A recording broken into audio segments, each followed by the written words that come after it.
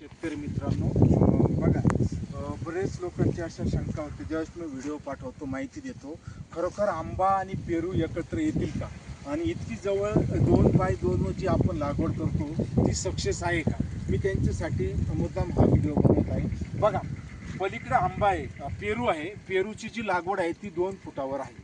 गल्लीची जी लागवड आहे ती 12 फुटावर आहे. 12x2 वर आंबा आणि 12x2 वर पेरू आहे. बघा, आता हा आंबा बघा, 3 फुटावरचा आंबा आहे, किती आंबे लागलेले आहे. आणि पलीकडे पेरू आहे, पेरू सुद्धा खूप किती लागले. बघा, इकडे जर विचार केला तर पेरूला इथं फम सुद्धा लावलेले आहे. म्हणजे आंबाही येतो. आणि सगळ्यात महत्त्वाचं, एकत्र केल्याने बघा किती काळोखीवर आहे. पेरू बी काळोखीवर आहेत आणि आंबाही काळोखीवर. सगळ्यात महत्त्वाची हे असताना छाटणी सुद्धा झालेली आहे. मी वारंवार सांगत राहतो की जे आमचे डॉक्टर आहे त्यांचं ऐका, त्यांची ट्रीटमेंट घ्या. छाटणी कशी करायची, खत कोणतं टाकायचं, काय, त्यासाठी आम्हाला कॉन्टॅक्ट करा. पण मी तुम्हाला अजून एक सांगतो, जे हे एकत्र आहेत, एकत्र बघा मोहगणी आहे, पलीकडे सुद्धा मोहगणी लावलेली आहे.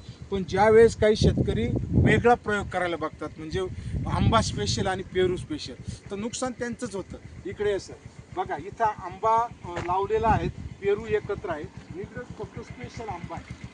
इथे एक गल्ली बघा, आंबा आणि पेरूची एक स्पेशल गल्ली. म्हणजे उत्पन्न बघा, तुम्हाला खर्च फक्त पेरूवर करायचा, आंबा तुम्हाला बोनस आहे. तसं स्पेशल आंबा लावलेला आहे. परंतु याची फळ लागवड क्षमता आणि एकत्रित फळ लागवड क्षमता बदल आहे. म्हणून मिश्र शेती करा, एकत्रित करा. इथं फक्त आंब्याचं उत्पन्न निघणार आहे.